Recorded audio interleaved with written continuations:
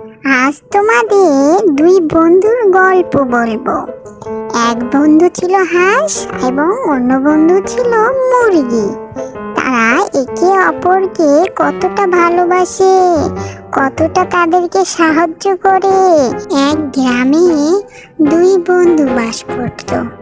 তারা একে অপরকে খুবই ভালোবাসতো। একজন ছিল মুরগি এবং আরেকজন ছিল হাঁস। হাঁসটা বলল, বন্ধু তুমি মাটি খুঁড়ছো কেন এভাবে?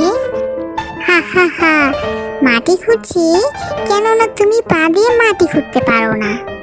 তুমি তাহলে পা দিয়ে মাটি খুঁড়ছো কেন? এটা তো কোনো দরকারই নেই। মুরগিটি বলল, আমি এই মাটির নিচে পোকা দেখেছি, সেই পোকাটা আমি তোমাকে দেব, তুমি সেটা খাবে। তোমার তো অনেক খিদা পেয়েছে। না না বন্ধু, আমার কোনো খিদা পাইনি, তুমিই খাও। না, আমি এটা মাটির নিচ থেকে নিয়ে তোমাকে দেই, তুমি আজকে খাও, আমি না হয় পরে খাবো। এই নাও। গপ গপ গপ গপ। খুবই মজা ছিল বন্ধু, তোমার এই উপকার আমি ভুলবো না। একদিন সে হাঁসটা পানির উপর দিয়ে যাচ্ছিল। যেতে যেতে একটা মাছ ধরার চেষ্টা করেছিল, সে সেটা পায়নি।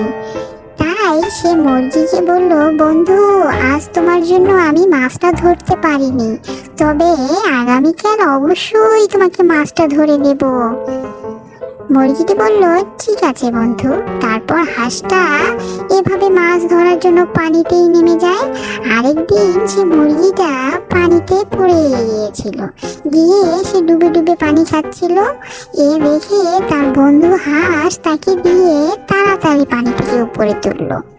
ধন্যবাদ বন্ধু, আমাকে পানির উপর তোলার জন্য। আজ তুমি আমাকে না বাঁচালে আমি হয়তো মরেই যেতাম। ধন্যবাদ তোমাকেও বন্ধু, কেননা আমি তোমার মতো একজন বন্ধু পেয়েছি।